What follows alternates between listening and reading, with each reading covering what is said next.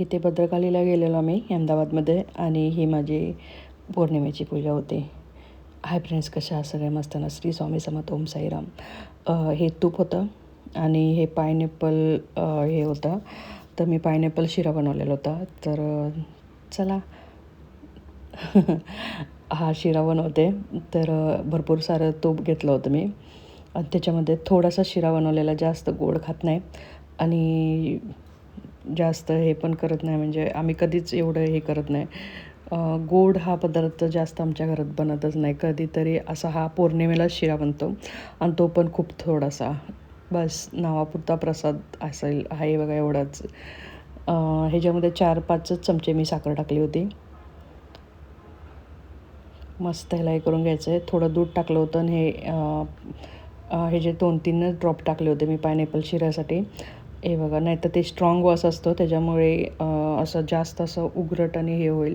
त्याच्यामुळे जास्त टाकायचं नाही आहे. 2-3 थेंब भरपूर झाले. 2 आणि थोडं पडते तोपर्यंत बंद करायचं. का तर थोडासा बनवलेला. आणि ही माझी सत्यनारायणची पूजा होती, झाली होती. हे मी शूट केलं होतं. आणि सगळे असेच पूजा करतात का? तुमची दुसरी कोणती असते असे, म्हणजे काय काय अजून ठेवतात ते पण सांगा. पण मला बहुतेक माहीत आहे, स्वामींचं आमचं ते ग्रुप आहे कराडमध्ये, तर त्या लोक असंच दाखवतात. तर माझी ही अशी पूजा असते बघा. श्री स्वामी समर्थ.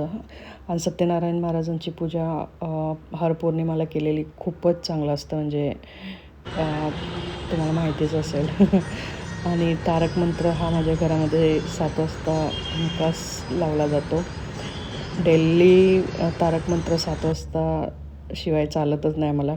नंतर तिथून आम्ही पौर्णिमा होती ना, असं काहीच नव्हतं. मी माझ्या मुलाला म्हटलं, चल ना आपण जाऊन येऊया भद्रकालीला. तर बघतोय तर बघा पुढे किती हे होत होतं. जबरदस्त, म्हणजे काहीच माहीत नाही की पौर्णिमेला एवढी गर्दी असते. पुन्हा जेवण असतं, म्हणजे प्रसाद वगैरे असतो, म्हणजे काहीच माहीत नव्हतं. गर्दी, दर्शन करायला पण तेवढीच गर्दी होती आणि प्रसाद घ्यायला पण तेवढीच गर्दी होती.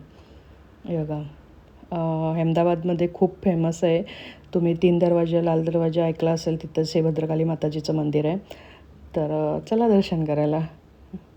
आणि इतकं सुंदर सजवलेलं होतं ना ह्या देवीला, खूपच सुंदर सजवलेलं होतं. नंतर त्या देवाला असे 56 भोग वगैरे असे काहीतरी ठेवले होते. खूपच छान वाटत होतं, पण दर्शन करून मस्त वाटलं. गर्दी खूप होती, पण आम्ही खूप उशिरा गेलो होतो. 8:30-9 वाजता गेलो होतो, तरी पण इथे एवढी गर्दी होती. माझा मुलगा हे बघा, दर्शन करा. जय महाकाली, जय माता दी. हे बघा, एवढं सुंदर सजवलेलं होतं ना देवीला, खूपच सुंदर वाटत होतं. हे बघा, असं दृष्ट काढून टाकावी असं वाटत होतं. खूप छान वाटत होतं देवीला बघून. जय महाकाली. आणि हे सर्व प्रसाद चढवलेले होते. 56 भोग होते. काय होतं ते माहिती नाही, पण खूप सारे प्रसाद हे बघा चढवलेले होते देवाला. तर आमचे छानपैकी दर्शन झालं होतं. नंतर आम्ही प्रसाद वगैरे घ्यायला काही थांबलो नाही, लगेच निघून गेलो, का तर खूपच गर्दी होती प्रसाद घ्यायला पण. हे बघा, इकडे पण गर्दी, इकडे पण गर्दी होती. नंतर तिथून मुलाला जांभळं पाहिजे होती म्हणून 3 दरवाजाच्या साईडला गेलेलो.